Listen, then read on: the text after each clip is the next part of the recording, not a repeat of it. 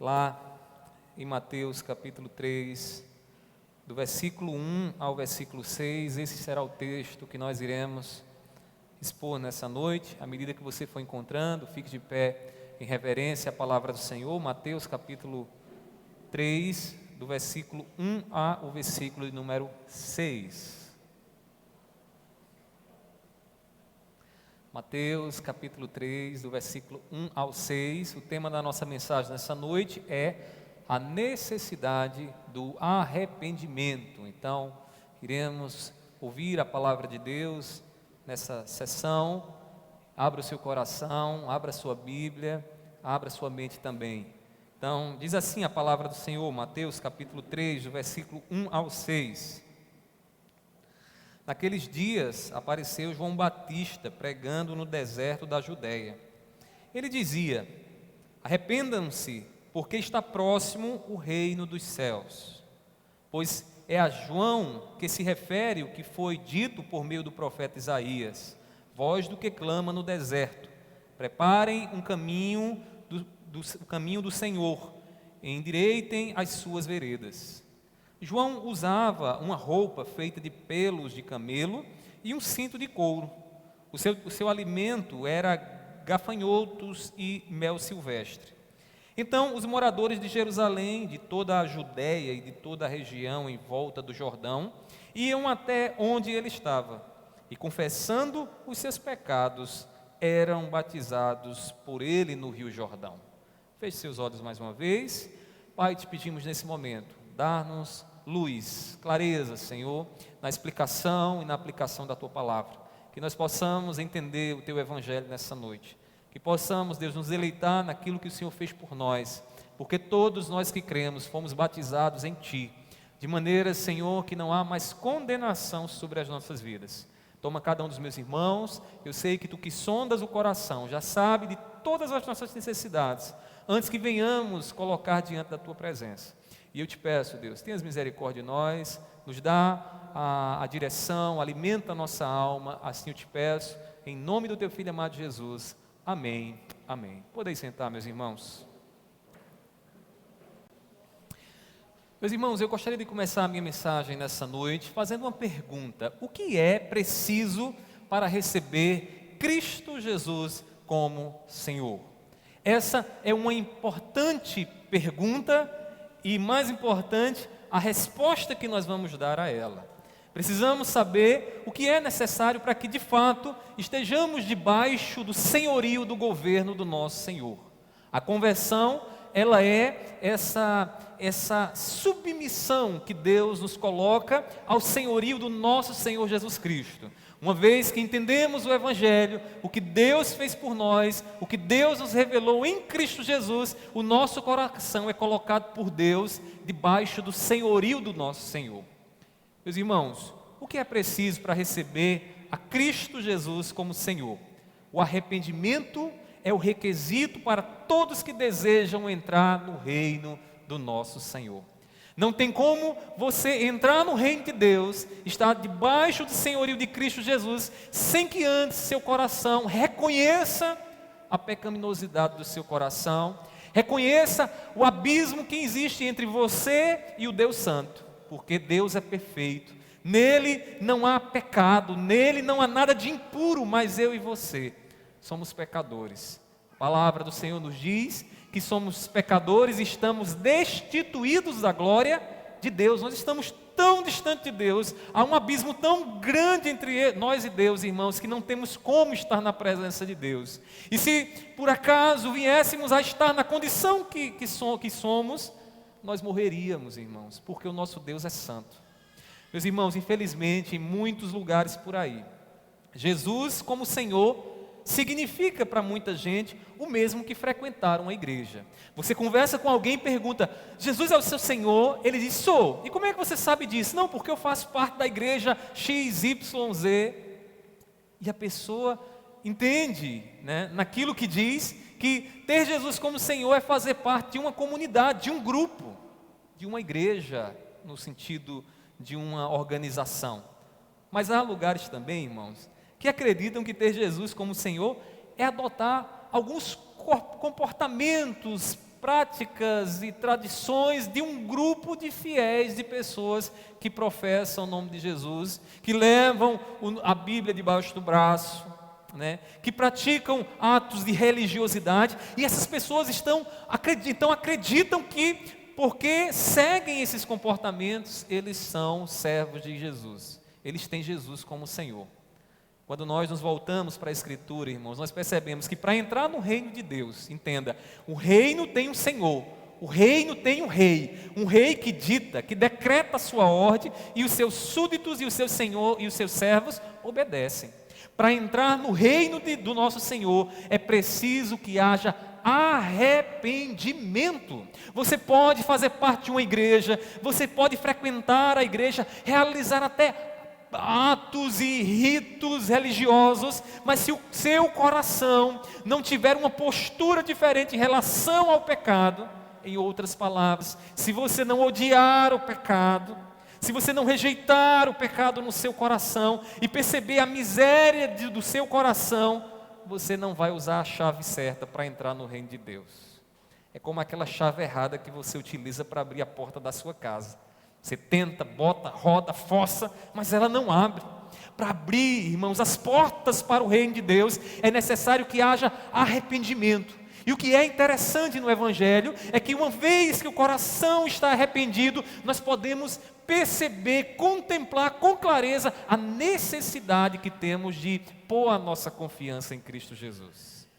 Pôr a nossa confiança em Cristo Jesus. Agora à tarde eu conversava com alguém, e nós conversávamos sobre esse evangelho açucarado que existe por aí. Um evangelho que fala da boa nova e diz, de fato, o evangelho é boa nova, é uma boa notícia. Mas tem um detalhe, o evangelho não é boa notícia porque o pastor está dizendo algo bom que massageia o seu coração. Não, o evangelho é boa notícia porque antes de compreender a boa notícia, eu compreendo a má notícia. E qual é a má notícia? A má notícia é que eu e você somos merecedores da danação eterna por natureza. Que eu e você não temos condição alguma de, através dos nossos atos, nossas obras, agradar a Deus. E por estarmos incapacitados para agradar a Deus, porque como diz o profeta, né, as nossas boas obras são como trapos de imundícia, não serve para nada. Pelo contrário, Deus rejeita, Deus considera impuras. É que nós percebemos a necessidade de um Salvador. É que nós, percebendo aí essa situação que se encontra no nosso coração, a enfermidade do nosso coração, é que nós podemos enxergar o médico, aquele que cura a nossa alma, aquele, irmãos, que traz para nós o remédio adequado para sarar a nossa alma. Então deixa eu lhe dizer uma coisa logo. Você tem ouvido o Evangelho, mas antes de perceber a boa notícia que está em Cristo Jesus, reflita um pouco mais no seu coração. Perceba nessa noite se você está no reino do nosso Senhor, porque a chave de entrada, a chave que abre o reino é o arrependimento. Um arrependimento que me leva e nos leva todos os dias a nos olhar diante do espelho e perceber, irmãos, como o pecado é terrível. Essa semana que passou, talvez você deva lembrar agora como o pecado sabotou a sua vida espiritual. Você estava crescendo, andando e percebendo que estava evoluindo, dando um passo maior em direção a Cristo Jesus, e de repente o pecado ele ressurge dentro de você. Puxa o seu tapete, lhe deixa prostrado, lhe traz desanimado aqui nessa noite, dizendo para você que Deus te rejeitou. Meus irmãos, nós precisamos entender esse mecanismo que existe dentro de nós, que Jesus Cristo nos ensina, que a palavra deixa claro para nós. Meus irmãos, eu queria que você agora observasse um pouco mais esse texto que nós acabamos de ler.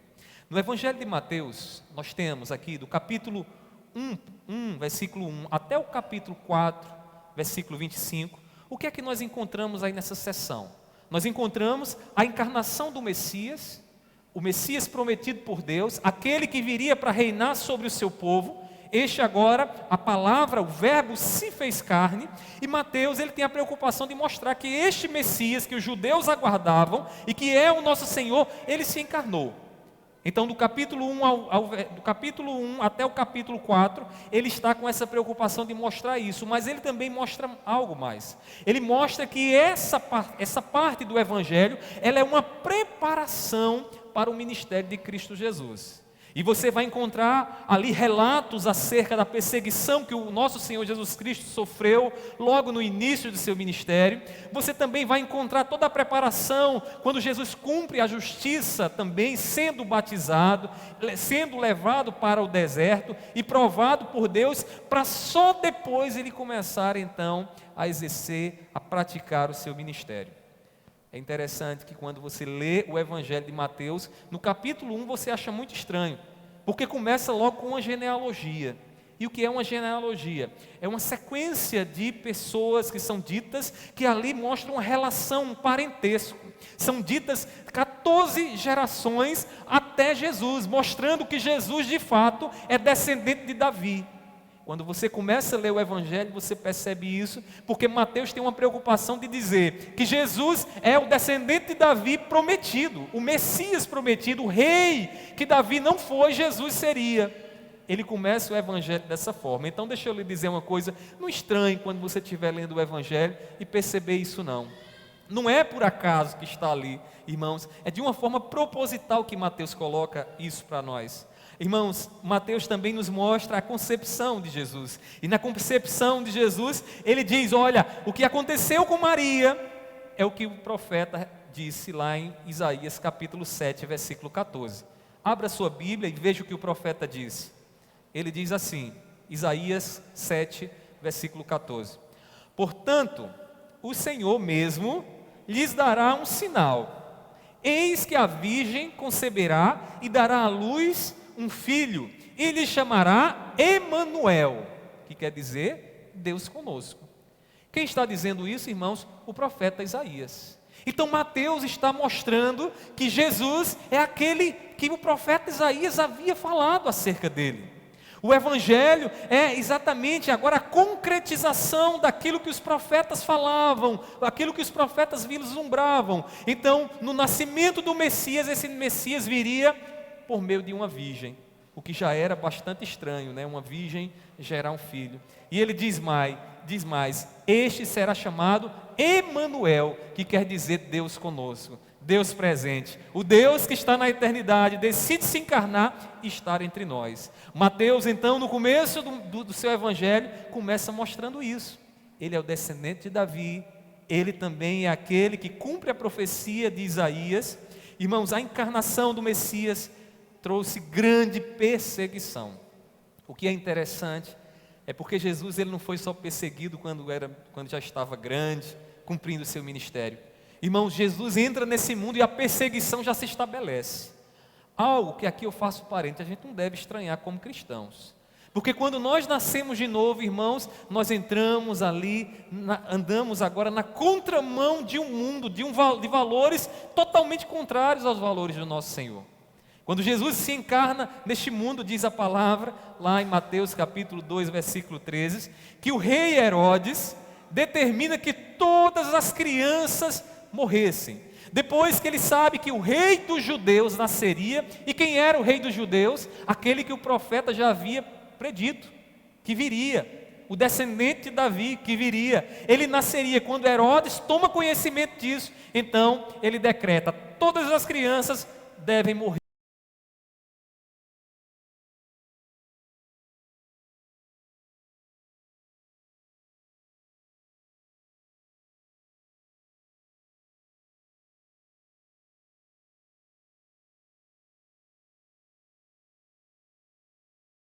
Em sonho a José e disse: levante-se, tome o menino e sua mãe e fuja para o Egito. Fique por lá até que eu avise você, porque Herodes há de procurar o menino para matá-lo. Eu não sei quantas vezes você já leu esse texto, certamente já leu muitas vezes. Mas observe um detalhe ali. Jesus é levado para onde, irmãos? Para onde? Para o Egito. Para o Egito. Ou seja, Israel vai para o Egito. Lembra lá do Antigo Testamento? O Israel estava lá no Egito, agora o Messias, o verdadeiro Israel vem, se encarna entre nós, e quando criança ele é levado para onde? Para o Egito de novo. Meus irmãos, o que nós percebemos aqui é que a história de Israel agora tem uma semelhança muito grande com a história de Jesus. Jesus é agora procurado para ser morto e ele vai para o Egito ainda quando criança. Meus irmãos, assim como Israel esteve no Egito, Jesus foi levado também para o Egito, para que ele pudesse mostrar para nós que aquilo que Deus estava fazendo com Israel lá no Egito se cumpre em Cristo Jesus. Ele é o nosso Israel, é nele que nós nos tornamos Israel do Senhor. Irmãos, depois da morte de Herodes, ele voltou então para a sua terra natal. Veja o que diz o versículo 15, ainda 2,15, Mateus 2,15, diz assim: onde ficou até a morte de Herodes. Isso aconteceu para se cumprir o que tinha sido dito pelo Senhor por meio do profeta: do Egito chamei o meu filho. Se você lembrar um pouco da história de Israel, você deve lembrar que Deus chama o seu povo quando o seu povo estava onde? Sendo oprimido lá no Egito. O povo passou 400 anos ali sofrendo, sendo oprimido, né? E Deus chama o seu povo para adorá-lo e levá-lo para uma terra prometida, e o seu povo estava no Egito. Meus irmãos, Jesus é o Israel, e Jesus vai também para o Egito. Irmãos, é nesse contexto que aparece então esse personagem, que é um dos maiores personagens depois de Jesus que a Bíblia nos mostra, o profeta João Batista. João Batista aparece pregando o arrependimento, e Mateus faz questão de mostrar que esse personagem ali no desenvolvimento do ministério de Jesus, e ele mostra a natureza da pregação de João Batista, mostra que ele de fato era um profeta segundo os moldes lá do Antigo Testamento, e a mensagem de João era uma: se arrependam porque o reino dos céus está próximo. O que é que João está fazendo? E nós iremos ver no decorrer. João está preparando, irmãos, o caminho, porque não há como entrar no reino de Cristo Jesus, daquele que foi tirado do Egito e daquele que seria perseguido, morto e ressuscitado ao terceiro dia, sem que houvesse arrependimento. E João teve o privilégio de dizer isso bem antes, pregando ao povo: arrependam-se. Observem o pecado que há no coração de vocês, mude a postura de vocês diante de Deus, para que vocês possam entrar no domínio do nosso Senhor, de Cristo Jesus, para que vocês possam de fato serem Israel do Senhor. Meus irmãos, eu gostaria de destacar para vocês aqui alguns aspectos do ministério de João Batista, que apontam para o arrependimento que Cristo requer, para que eu e você possamos entrar no reino dos céus. Primeiramente, meus irmãos, João Batista apareceu dentro da história de Cristo com o propósito de chamar o povo ao arrependimento. Eles cresceram praticamente juntos, Jesus e João Batista. E quando João Batista exerceu seu ministério, ele chamava o povo e dizia: arrependam-se, arrependam-se, porque o reino dos céus está próximo. Meus irmãos, alguns estudiosos acreditam que João Batista tenha participado de alguma comunidade que ficava e que habitava o deserto da Judéia. Há alguns que acreditam que ele tenha recebido muitas influências de um povo chamado os essênios, que viviam lá no deserto. Outros acreditam que ele fazia parte da chamada comunidade de Qumran. Não se sabe bem a carga de influência que João Batista recebeu, a origem da comunidade dele, mas o fato era que João Batista, irmãos, ele vinha do deserto. Ele estava ali no deserto e vinha às cidades proclamando então ao povo, para que o povo se arrependesse. Porque João Batista estava dentro da história da salvação como aquele que está a preparar o caminho, como aquele que está a preparar a cerimônia de casamento. Imagine nos nossos dias que alguém assuma essa responsabilidade de preparar toda a cerimônia de casamento para que o noivo se encontre com a noiva. João Batista era exatamente essa pessoa que estava a preparar a cerimônia. E na cerimônia que ele está preparando, a sua mensagem era: se arrependam, para que vocês possam chegar, entrar, participar das bodas do Cordeiro. Não há como participar dessas bodas se não for por meio do arrependimento. O evangelista, irmãos, Mateus, ele enquadra João Batista como sendo o cumprimento profético do que Isaías havia dito. Quer ver? Observe no versículo 3, capítulo 3, versículo 3. Observe na sua Bíblia. Diz assim, Mateus diz: pois é a João que se refere o que foi dito por meio do profeta Isaías. Antes de prosseguir, deixa eu dizer uma coisa para vocês. Mateus vai ter sempre essa preocupação de dizer, foi assim que o profeta falou, e assim está sendo cumprido. Porque quando você lê o livro de Mateus, lembre-se disso. Mateus está com a preocupação de mostrar que Jesus de fato é o Messias, o Cristo, o ungido do Senhor que viria para nos dar salvação. Então ele está sempre relacionando, olha, o que o profeta disse anteriormente está se cumprindo agora em Cristo Jesus. E aí ele diz quais são as palavras do profeta Isaías, observe no versículo 3, ele diz: voz do que clama no deserto, preparem o caminho do Senhor, endireite as suas veredas. O profeta Isaías, lá no Antigo Testamento, já falava de João Batista. É interessante porque não tinha o nome de João Batista, mas Mateus, ao ver o ministério de João Batista, associou e disse: olha, está se cumprindo aqui a profecia. João Batista, aquele que Isaías falou, João Batista é a voz que está clamando no deserto e chamando o povo ao arrependimento. Meus irmãos, é interessante perceber aqui como o evangelista inspirado por Deus, ele vai dando entendimento, vai clareando para nós o entendimento. Às vezes eu encontro alguns de vocês que dizem assim: pastor, olha, quando eu vou para o Antigo Testamento, eu tenho uma dificuldade. Chego lá, eu não entendo nada, eu não encontro um nexo. Eu sei que não é tão simples assim. O que eu posso dizer aqui nesse breve momento é o seguinte: não vá para o Antigo Testamento sem antes conhecer o ministério de Cristo Jesus. Conheça primeiramente Jesus, para você poder entender com clareza o que Deus está revelando no decorrer da história do seu povo no Antigo Testamento. O Mateus aqui simplesmente está debaixo da inspiração de Deus e ele tem a capacidade de fazer associações e de mostrar algumas coisas que você talvez não entenderia. Com certeza não entenderia porque era necessária a iluminação e a inspiração do Espírito Santo. Mateus diz: João Batista é o que Isaías pregou, profetizou. O que ele está fazendo aqui é exatamente aquilo, a voz do que clama no deserto. Preparem o caminho, se arrependam. Meus queridos irmãos, João, ele surgiu para preparar o caminho para Cristo Jesus. João estava dentro dos propósitos do Evangelho como aquele que estava preparando a festa para as bodas. E para que alguém possa entrar nas bodas, era necessário que se arrependesse. E ele então prepara o caminho para Cristo como? No coração do povo, dizendo ao povo: olha, se arrependam. Mudem a direção de vocês. Olhem os pecados que existem dentro de vocês. Se quebrem diante do Senhor. Reconheçam que vocês são pecadores, para que vocês possam participar da festa do Cordeiro. Meus irmãos, precisamos ouvir o anúncio que precede o reino de Cristo Jesus. Precisamos ouvir. Você que está aqui nessa noite, entenda.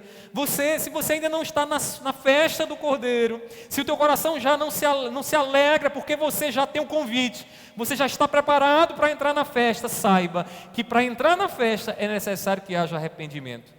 João Batista preparava os corações para a festa com o Cordeiro e era necessário que o povo entendesse e vivesse a mensagem: arrependimento. Antes que você me entenda mal, eu não estou dizendo que você precisa chorar.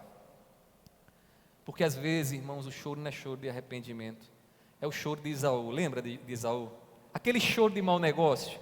Aquele choro de alguém que diz: olha, poxa, troquei o meu direito de primogenitura, a bênção do meu pai, por um prato de feijão, de lentilha. Poxa, que coisa ruim, e começa a chorar. Não, isso não é arrependimento. A palavra arrependimento, ela vem de uma palavrinha grega, que significa literalmente mudança de mente, mudança de direção. Arrependimento está ligado a atitudes. Arrependimento é aquilo que você hoje está determinado a fazer e não mais cometer aquele erro que você fez. Você pode chorar, mas se o seu coração não estiver determinado a seguir numa direção oposta ao erro que você cometeu, não houve arrependimento. Meus irmãos, O ministério da igreja, em nossos dias, também deve fazer o mesmo chamado de João Batista, chamar ao arrependimento. Eu sei que é importante que a gente tenha muita gente para ouvir o Evangelho, mas a gente não pode convocar as pessoas para ouvirem o Evangelho sem que elas entendam e recebam a chave para entrar no reino dos céus. Em outras palavras, a gente não pode chamar as pessoas sem que antes mostremos a ela, olha, a condição para participar da festa do Cordeiro é o arrependimento. Precisamos lutar contra uma ideia que tem se proliferado em nossos dias, nas escolas, que tem se proliferado nas academias, treinando e capacitando pessoas para ensinar um grande engodo e um grande engano. E qual é, pastor, esse grande engodo, esse grande engano? De que você é bom por natureza, de que você é bonzinho, de que uma criança dessa aí, no colo da mãe, com birra, é uma criança que tem um coração puro, que é um anjinho que vai para o céu. Irmãos, ela precisa de arrependimento também. Ela precisa entender a pecaminosidade do seu coração para entender a grande bênção, a boa notícia do Evangelho. E nós precisamos lutar contra isso. Nós precisamos ensinar os nossos filhos e compreender a nossa própria natureza para que a gente não caia nesse engano. Irmãos, essa mensagem ela precisa ser anunciada. A começar da nossa casa, dos nossos filhos, ensinar os nossos filhos, do nosso cônjuge. Irmãos, quantas vezes eu não estou fazendo isso? Às vezes, um dos meus dedos está lá, passando horas e horas jogando videogame. E quando a gente diz, não vai mais jogar videogame, ele percebe que ele não consegue controlar os seus desejos, às vezes fica explosivo e começa a falar bobagem. Depois se arrepende e diz, olha, eu não queria fazer isso. E Deus nos dá a oportunidade de dizer a ele o seguinte, sabe por que você está fazendo isso? Porque você é pecador. Porque existe dentro de você uma inclinação para desobedecer a Deus. Meus irmãos, são oportunidades como essas que Deus nos dá, que Deus vai dar a vocês, Salim e Mônica, para que vocês possam aí instruir o filho de vocês no caminho do Evangelho. Meus irmãos, quando se contempla então o pecado do coração, quando nós entendemos o pecado do coração, é que nós estamos prontos, então, para compreender toda a boa notícia que Deus tem para nós. Não há, irmãos, um bom sequer. Todos precisamos nos arrepender para entrar no reino dos céus, para entrar no reino de Cristo Jesus. Deixa eu perguntar a você, você já experimentou o arrependimento verdadeiro? Você já experimentou o arrependimento ou você só frequenta a igreja? Qual a imagem que você desenha de si mesmo diante do espelho? Como você se descreve? Como uma boa senhora, como um bom senhor, como uma boa menina, como um bom menino? Como você se vê? Pelos seus próprios olhos ou pelos olhos de Deus? Meus irmãos, João Batista estava ali, cumprindo seu propósito, seu ministério, preparando o caminho para Jesus, para o reino de Deus, que se manifestaria não nele, mas em Cristo. Inclusive, João Batista, alguns achavam que ele era o Messias. Alguns chegaram e disseram, João, tu não é o Cristo não? Tu não és o Messias lá, o descendente de Davi? João Batista, com muita humildade, diz, não, eu estou apenas preparando o caminho para ele. Aquele que virá após mim, eu não serei digno sequer de amarrar as sandálias dele, porque ele é maior do que eu. E no meu ministério, só há um propósito, importa que ele cresça e que eu diminua. Meus irmãos, que consciência ministerial, que humildade que João Batista tem, né, irmãos? Que humildade de perceber o seu papel dentro do ministério do nosso Senhor, dentro do Evangelho. Em segundo lugar, outro aspecto que nós percebemos aqui, é que João Batista, ele pregou, irmãos, enfaticamente o arrependimento aos seus contemporâneos. Irmãos, observe esse aspecto do ministério de João Batista, ele não se calou. Ele sabia do chamado de Deus da sua vida, e ele então esteve ali a proclamar em alto e bom som, para todos aqueles com quem ele convivia, o que era necessário fazer para entrar no reino dos céus. A natureza da mensagem de João Batista consistia no arrependimento. Veja o que diz o versículo 2, diz assim, Mateus 3, versículo 2, acompanha aí. Ele dizia, João Batista, arrependam-se, porque está próximo o reino dos céus. Essa é a mensagem que precede a entrada e o reconhecimento de Cristo Jesus. Sem entender essa mensagem, seus olhos vão estar tampados para você enxergar o que você recebeu na cruz do Calvário. Porque é necessário que você compreenda o seu pecado. É necessário que você busque viver para Deus, em santidade para Deus, para que você entenda que você não pode ser santo, mas que pela fé em Cristo Jesus você pode ser justificado e santificado. Meus irmãos, é interessante que Jesus também ecoou essa mensagem. Olhe, abra sua Bíblia um pouquinho mais à frente, no capítulo 4, versículo 17. Diz assim, são palavras de Jesus. Daí em diante, Jesus começou a pregar e dizer: arrependam-se, porque está próximo o reino dos céus. Não foi só João Batista quem pregou. O próprio Senhor Jesus disse: arrependam-se, arrependam-se, para que vocês possam, de fato, ser participantes do reino dos céus. Arrependimento, como eu já disse a vocês, significa essa mudança de mentalidade. Se você quer saber se seu filho se arrependeu, você tem que perceber o comportamento dele. Você tem que olhar para o comportamento dele. Se você quer saber se alguém que te feriu se arrependeu de verdade, não olhe para as lágrimas, para o tom emotivo das suas palavras. Olhe para o comportamento dele. Comportamento é fruto. E é pelo fruto que nós conhecemos a árvore, conhecemos o coração de alguém, conhecemos o que aquela pessoa realmente gosta, ama fazer. Meus irmãos, arrependimento é uma mudança de mentalidade em relação a Deus. Era isso que João estava proclamando. Mudem a maneira de vocês se avaliarem, mudem a maneira de vocês se relacionarem com Deus, pensarem a Deus. O problema na época de João, irmãos, era que alguns religiosos tentavam se justificar sem arrependimento.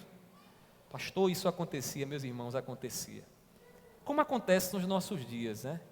Sabe aquela pessoa que diz assim: eu não acredito que Deus vá me condenar, porque eu participo da igreja, porque eu dou o dízimo na igreja, porque eu faço ação social com os irmãos da igreja, porque os irmãos me aplaudem e gostam de mim, e começam a colocar para Deus então a sua vida como se Deus estivesse buscando de você obras pelas quais você pudesse ser recompensado, e tão boas que você realiza. Meus irmãos, havia na época de João Batista um grupo que ele vai chamar de raça de víboras. Era bem carinhoso, né? Você já imaginou a gente dizendo isso hoje para alguém? Raça de víboras. Ele chamou esses religiosos de raça de víbora. E sabe por quê? Porque eles queriam entrar no reino do Messias, do Cristo, de Jesus, mas não queriam se arrepender. Não produziam frutos dignos de arrependimento. Veja o que diz no capítulo 3, versículos 7 e 8. Diz assim a palavra do Senhor: quando João viu que muitos fariseus e saduceus vinham ao seu batismo, disse-lhes: raça de víboras, quem deu a entender que vocês podem fugir da ira que está por vir? Produzam fruto digno de arrependimento. Os fariseus, irmãos, eles tinham hábitos que qualquer pessoa identificaria na casca, externamente, de que eles eram alguém com alguma coisa de diferente. Quando o fariseu, ele praticava o jejum, irmãos, ele deixava o cabelo ficar assanhado, a cara de quem não dormiu direito, eu imagino, cheia de olheira, andava nas ruas, assim, ó, para que as pessoas dissessem: olha, lá vai um piedoso, olha o cabelo dele assanhado, olha a cara dele, olha a maneira como ele anda. João Batista vai dizer: vocês são a raça de víbora hipócritas, porque vocês estão preocupados com a casca, mas o coração de vocês não tem arrependimento. João Batista diz: quem foi que ensinou a vocês a fugirem da ira vindoura? Pelos esses trejeitos de vocês, vocês pensam que vão fugir? Não vão. O que vocês precisam é reconhecer a pecaminosidade do coração de vocês, a ferida, a doença do coração de vocês, para que vocês olhem para o Messias, para o Cristo que está por vir e confiem apenas nele. Mas vocês não produzem frutos de arrependimento. Os fariseus, irmãos, quando eles iam dar esmola, eles davam esmola para que as pessoas tocassem trombeta. Quando iam orar, eles chegavam nas praças, procuravam o banco mais alto, subiam no banco e começavam a dizer: Deus, tu sabes como eu sou justo, quantas pessoas eu ajudei, tu sabes, Senhor, que todos os dias a minha vida é uma vida de retidão, eu sou um justo, eu não sou como um publicano, eu não sou como esses pecadores, eu sou distinto, eu sou o diferencial, a última Coca-Cola do deserto. Raça de víboras, produzam frutos dignos de arrependimento. Em outras palavras, deixem de viver do exterior e passem a viver no coração. Não se preocupem com a casca, se preocupem com a essência, com aquilo que está dentro do coração de vocês. Deu para sentir, irmãos, como João Batista era amado no seu tempo? Você imagina falando isso para os religiosos nos nossos dias? Certamente sua conta seria cancelada no Instagram, no Facebook. Certamente lhe apedrejariam. Meus queridos irmãos, Deus queria um relacionamento a partir do coração. Veja o que Jesus diz em Mateus no capítulo 3, versículo 7 e 8. Já vimos o 15, versículo 7 e 8. Mateus 15, versículo 7 e 8. Veja o que Deus queria desses religiosos e que é de mim e de você que eles não estavam fazendo. Mateus 15, versículo 7 e 8. Diz assim, Jesus agora, viu, irmãos? Não é mais João não. Hipócritas! Bem profetizou Isaías a respeito de vocês, dizendo: este povo me honra com lábios, mas o seu coração está longe de mim. O seu coração está longe de mim. João Batista disse: se arrependam, porque arrependimento verdadeiro acontece no coração, que nos leva então a uma mudança exterior, em atos, em atitudes, em palavras. Nós não podemos, irmãos, esconder as condições para que alguém se alegre com a boa notícia de Cristo Jesus. E para que a pessoa se alegre com a boa notícia de Cristo Jesus, a gente vai ter que confrontá-las, como João Batista fez. A gente vai ter que dizer para essa pessoa: tira essa máscara de bonzinho que você tem, viu? Irmãos, eu vou confessar uma coisa para vocês aqui. Já vi muita gente se afastando de mim. Não é porque eu sou bom, mas é porque eu sei que eu sou pecador. E sei também que você é pecador. E como Mirelle costuma dizer, a gente fala nas claras. E quando a gente vê uma coisa errada, a gente diz: meu irmão, eu sei que você é pecador, porque eu sou pecador, isso está errado. Pode ser assim. A coisa não pode acontecer dessa forma, porque isso é pecado, isso desagrada a Deus. Se arrependa, muda a direção, não continue nessa prática. Aí você não leva tapinha nas costas. Aí você não é amado. Você é rejeitado. Deixa eu dizer uma coisa para você. Talvez você esteja falando para essas pessoas que têm convivido com você o lado bom. E o Evangelho é boa nova. Mas o Evangelho, para que você entenda a bênção de Deus na sua vida, você precisa compreender que você precisa se arrepender. E que essas pessoas precisam se arrepender. Então, mude a mentalidade do bonzinho. Diga para a pessoa quem é ela. Diga para ela o que é que Deus vê dela. João Batista fazia isso, irmãos. O perdão de Cristo, ele é precedido pelo arrependimento. Antes de entrar na sala do trono de Deus, é preciso chorar amargamente os nossos pecados e desejar os caminhos puros do nosso Senhor. Que está diante do trono da graça, se arrependa antes de entrar nele. Chore antes de entrar nele. Irmãos, os nossos antepassados tinham uma sensibilidade a isso tão grande. Acho que os irmãos aqui mais vividos do que eu devem lembrar daqueles dias de consagração, quando muitas vezes, irmãos, lágrimas eram derramadas, porque os nossos irmãos olhavam para dentro de si mesmos e diziam: como eu sou perverso, como eu faço coisa terrível, como eu desejo mal ao meu irmão. e choravam, e derramavam lágrimas, irmãos. Mas hoje é diferente. Hoje você faz um momento de consagração, as pessoas não têm razão para chorar. Elas são boas demais. Nós somos bons demais. E muitas vezes, sem nos dar conta, nós estamos replicando, ecoando o pensamento mundano, secular, de que você é bonzinho por natureza. Sabe aquela história do bom selvagem? Talvez você simplesmente tomou essa verdade para si. Eu sou bom. Espelho, espelho meu. Isso. Talvez você pense assim, não há ninguém tão bom quanto você. E isso tem impedido você de ser mais sensível, mais quebrantado. Isso tem feito com que o seu coração fique duro diante da glória de Deus. Meus irmãos, o perdão de Cristo é precedido pelo arrependimento. Isso deve estar na nossa pregação. E João Batista anunciava isso. João sabia que não tinha como o homem chegar a Cristo Jesus, a compreender a boa notícia, sem que antes ele compreendesse o que precede, que é o arrependimento. Meus queridos irmãos, por fim, eu queria ainda destacar algo mais aqui no ministério de João Batista, acerca do arrependimento que Cristo requer. João Batista, ele deu consolo aos arrependidos.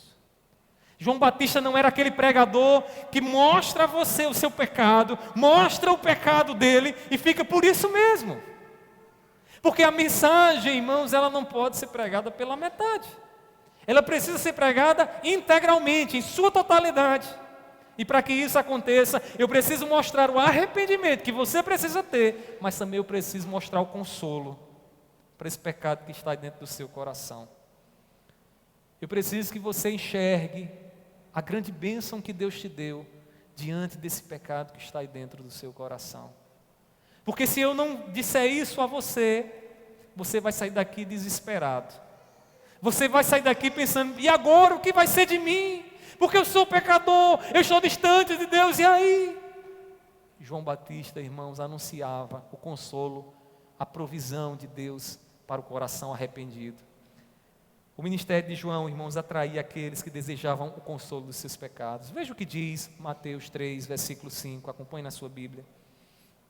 3, versículo 5, diz assim: Então os moradores de Jerusalém, de toda a Judéia e de toda a região em volta do Jordão, ia até onde ele estava. Pô, pare aí um instantezinho, pense um pouquinho, irmãos. Como hoje é diferente. Sabe qual é a igreja boa hoje?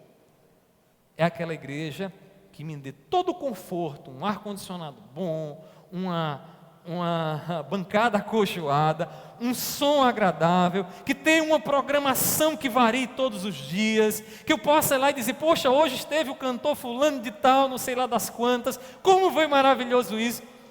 Isso atrai pessoas. E eu não estou dizendo que seja ruim por si só. Isso é ruim quando toma o lugar do Evangelho. Agora deixa eu dizer uma coisa para vocês, irmãos. Na época de João, sabe o que é que atraía o povo? O povo queria saber como é que eu vou curar o pecado que está dentro de mim. Como é que eu vou curar essa minha situação egoísta, orgulhosa que está dentro de mim? Como é que eu vou encontrar a solução para isso? E diz o texto aqui no versículo 5, que o povo afluía para João, ia em busca de João Batista, porque João pregava o arrependimento, mas João também tinha o consolo para o coração arrependido. Meus irmãos, após a confissão de pecados, diz o texto sagrado, que o povo era batizado. E é aqui que você vai perceber agora o Evangelho, a boa notícia. Veja o que diz o versículo 6, diz assim, 3:6 de Mateus: E confessando os seus pecados, quem é que confessa os seus pecados? Um coração arrependido. Um coração que não sai justificando o pecado. Antes de prosseguir, deixa eu dizer uma coisa para vocês. A gente tem, por natureza, uma tendência de querer justificar os nossos erros e os nossos pecados. É assim, se o nosso cônjuge, ferimos o nosso cônjuge, dizemos alguma coisa que feriu ele ou ela, você simplesmente diz, olha, eu fiz isso porque eu estava na TPM. Eu fiz isso porque você falou daquele jeito, então eu falei daquele jeito, você falando daquele jeito. A resposta foi essa. E você começa a justificar o pecado no seu coração. O que é injustificável. O que deveria ser arrependimento se transforma numa justificativa meia boca, onde você diz para a pessoa, olha, eu fiz isso por conta disso e daquilo outro. Porque você usou meu nome. Acho que só foi eu que cometi esse pecado, né? Vocês não têm esse problema com isso. Meus irmãos, nós não temos que justificar os nossos pecados. O que nós temos que fazer é confessar os nossos pecados. Como seria diferente, irmão, se todas as vezes que pecássemos para com Deus e para com o nosso próximo, disséssemos, como eu sou ruim. Como eu sou ruim. Certo missionário uma vez estava à frente de uma igreja e ele recebeu um bilhete, irmão. Sabe aqueles bilhetes de uma pessoa irada? Uma mulher, senhorinha da sua igreja, escreveu um bilhete para ele dizendo, olhe, ele era pastor, assumiu o papel de pastor, olhe, você é isso, você faz isso, você erra naquilo outro. E aquele pastor disse que pegou aquele bilhete, leu aquilo ali e foi orar. Certo dia, aquela irmã chegou à igreja e ele disse, minha irmã, eu preciso falar com a senhora, vamos ao gabinete? E ela foi com ele ao gabinete, chegou lá, ele disse, eu recebi o bilhete que a irmã me enviou. E eu quero dizer algo à irmã. Eu quero dizer que tudo que a irmã disse aqui nesse bilhete de ruim, em relação à minha pessoa, eu quero lhe dizer que eu sou bem pior do que o que a irmã está dizendo.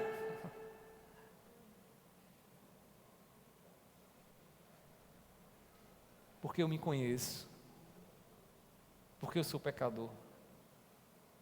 Aquele pastor disse, irmãos, que depois disso aquela irmã mudou a concepção dela mesma.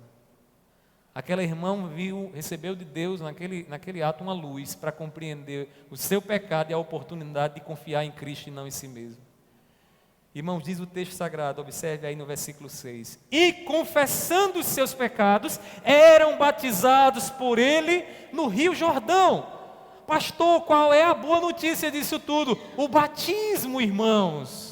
O batismo, a obra, irmãos, que Cristo realizaria por nós, ela também é chamada de batismo, porque uma vez que estamos em Cristo Jesus, nós fomos batizados com Ele, morremos com Ele e ressuscitamos com Ele. A palavra chama desse morrer, entrar na sepultura como um batismo em Cristo Jesus. João estava ali realizando de forma simbólica o que Cristo Jesus faria na cruz do Calvário, quando Ele ali morresse e então nós seríamos batizados com Ele pela fé, sofrendo o castigo com Ele e ressuscitando com Ele. Veja o que diz Romanos capítulo 6, versículo 4. Romanos 6, versículo 4. Paulo deixa isso muito claro para nós, meus irmãos. Diz assim a palavra do Senhor, Romanos 6, versículo 4.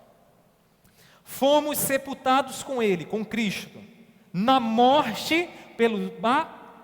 Vamos repetir todo mundo junto essa parte aí inicial. Fomos sepultados com Ele na morte pelo batismo, para que, como Cristo foi ressuscitado dentre os mortos pela glória do Pai, assim também nós andemos em novidade de vida. Aquele povo que ia até João, querendo ali um consolo para os seus pecados, irmãos, estava recebendo o Evangelho de forma simbólica, crendo simbolicamente no que o Messias, o Cristo faria, que levaria os seus pecados na cruz do Calvário, e que perdoaria as suas vidas.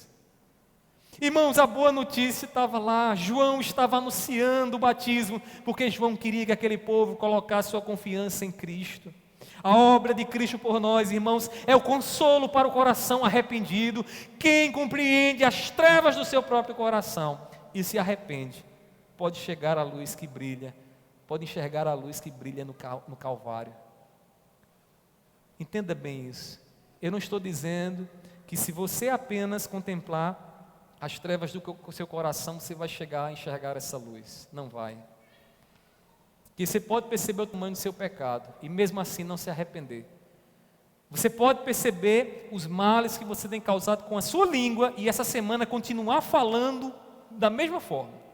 com a língua solta, ferindo A, ou B, C, D, E, e não se arrepender. Para que a luz que brilha na cruz do Calvário brilhe no seu coração, na sua vida, é necessário que você enxergue as trevas que há dentro de você. É necessário que você olhe para Cristo Jesus, creia no batismo que Ele te deu, participe do batismo que Ele te deu.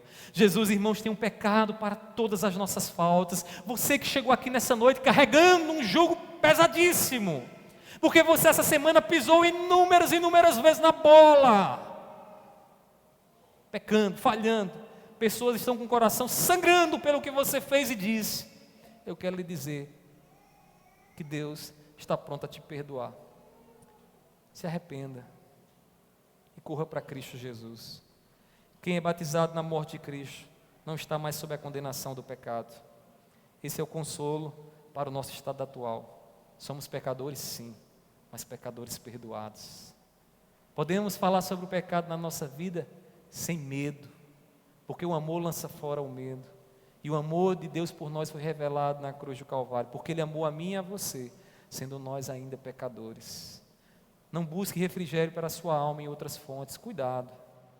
Porque a religião vai dizer o seguinte para você: para resolver esse problema basta 7 dias de oração. Ou então, para resolver esse problema basta aquela oração com a água, com aquele copo em cima da TV. Cuidado que pode cair e queimar sua TV. Não busque outras fontes, meu irmão. A religião vai te oferecer aí uma pluralidade de fontes. A fonte que você precisa para que o teu coração descanse em paz é Jesus. Pela fé em Jesus você foi batizado, você morreu, o seu velho homem morreu e ressuscitou um novo homem em Cristo Jesus. Meus irmãos, João Batista pregava o arrependimento, mas trazia o consolo através do que Cristo Jesus fez na cruz do Calvário. Jesus, Ele é a fonte, irmãos, da água que refrigera o coração dos pecadores. De maneira que quando Jesus vai se revelar no seu ministério, Ele vai dizer inúmeras vezes: o meu fardo é leve, venham a mim, aprendam de mim que sou manso. Eu sou a fonte de água viva. Eu sou o pão do céu que alimenta o coração de vocês. O pecado causa fome, o pecado causa sede. O mundo traz sobre vocês um jugo pesado, mas eu estou aqui para levar o fardo de vocês. Confiem. Mesmo que o pecado esteja aí gritando, vivo ali querendo dominar você no seu coração, eu estou aqui para governar a sua vida. Ao ler sobre João Batista, irmãos, fica claro que ele era uma seta que apontava para Cristo Jesus. Sabe às vezes a gente está meio perdido, né? E a gente encontra aquela plaquinha com uma setinha indicando o caminho, né? Dizendo, olha, a direção é essa ali. Olhe para essa seta, siga o caminho dela, siga a direção dela. Dentro do ministério de Jesus, dentro do Evangelho, o papel de João era ser seta, indicar para mim e você para quem nós devemos correr, para que a nossa alma encontre o descanso, para que os nossos pecados, irmãos, sejam perdoados e nós vivamos de forma leve. Portanto, meu irmão, devemos viver uma vida de arrependimento e fé. Você que chegou aqui nessa noite, não tenha uma fé destituída do arrependimento. Você só vai compreender a natureza da fé se você compreender o arrependimento, a impossibilidade que existe dentro de você e como você precisa confiar no invisível, como você precisa confiar naquele que os teus olhos não veem, mas que morreu na cruz do Calvário por você. Muitas vezes, irmãos, nessa vida nós erraremos, com certeza. Essa semana que vai começar agora, não pense você que você não vai pisar na bola. Vai. Às vezes até aquele carrasco dentro de você vai querer dar umas chicotadas e você vai dizer, tá vendo, errou de novo.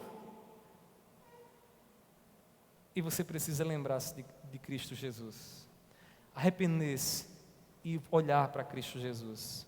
Devemos nos lembrar de tudo que recebemos no batismo do nosso Senhor. Não daquele batismo apenas simbolizados, porque o que simbolizamos aqui quando batizamos alguém, irmãos, foi vivenciado, concretizado no que Cristo fez por nós. Quando Ele então nos leva, Ele morre e nos leva com Ele, e nos faz ressuscitar novo homem. para vivermos para a glória dele. Peçamos, meus irmãos, a Deus que nos dê um coração arrependido e fé, para nos alegrar no Senhor e na bênção que Ele nos deu. O arrependimento para nós, irmãos, é um meio para a nossa alegria, para olharmos para a cruz, para nos alegrar no que Jesus fez por nós. Portanto, vamos orar, vamos pedir a Deus essa alegria. Fique de pé, fique de pé. Nós vamos fazer essa oração nesse momento. Você que chegou aqui nessa noite, que ainda está com o coração relutando, e dizendo talvez para si mesmo, não, eu preciso prolongar um pouquinho mais, eu não posso me arrepender agora. Eu não posso professar para fora o orgulho, a inveja que tem dentro do meu coração, a maneira iracunda como eu tenho tratado os meus irmãos. Talvez você diga assim, mas eu quero lhe dizer, você e Deus, faça essa oração nessa noite, peça ao Senhor, que Ele te leve a se arrepender. Se você quiser chorar, chore, chore. Talvez os seus olhos estejam precisando disso, mas mais do que os teus olhos, o teu coração esteja precisando disso. Se arrependa e olhe para Cristo Jesus, para que você se alegre nas bodas do Cordeiro, na festa que o Cordeiro preparou. Amém? Esse amém foi um amém, né, de quem entendeu a coisa, mas não conseguiu ainda ver a boa notícia. Amém, irmãos? Amém. Agora melhorou. A luz agora abriu um pouquinho mais. Vamos orar? Faça a sua oração silenciosa, depois nós estaremos orando juntos em nome de Jesus.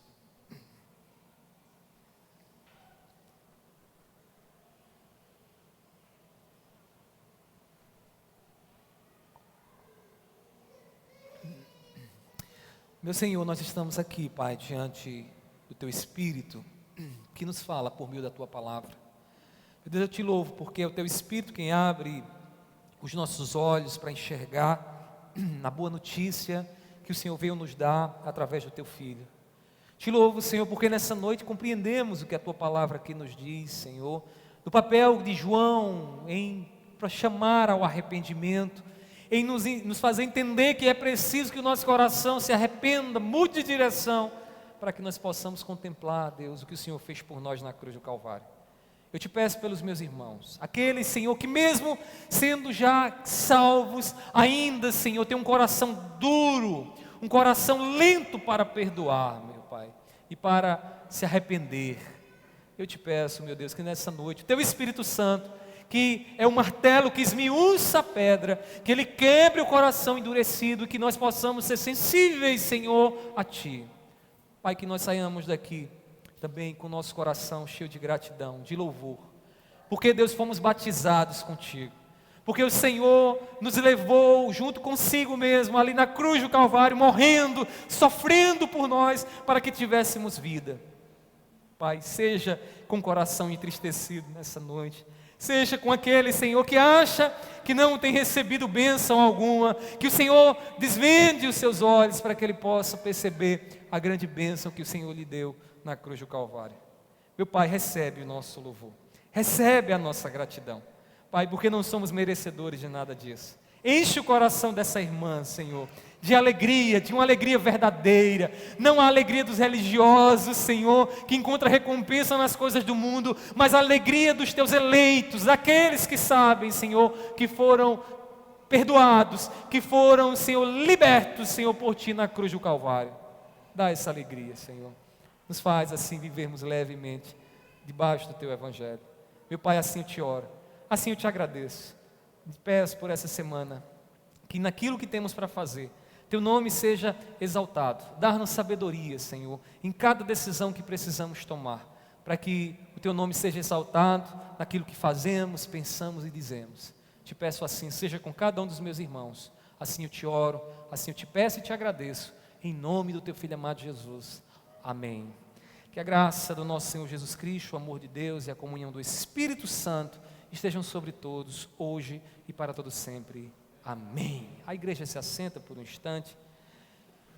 Meus irmãos, antes de nós nos dispersarmos, eu queria aqui apresentar os visitantes nessa noite. Estou vendo algumas pessoas visitando, acho que é a irmã de Mônica, né? A irmã de Mônica ali, certamente é cunhado, né, que está ali também. Também as professoras lá do Ebenezer estão ali atrás, né? É uma alegria tê-las aqui. Irmãos, como é que nós dizemos aos visitantes, bem bonitos, para eles voltarem outra vez? Vamos lá? Sejam bem-vindos em nome do Senhor Jesus, e voltem sempre. Amém. Eu queria que você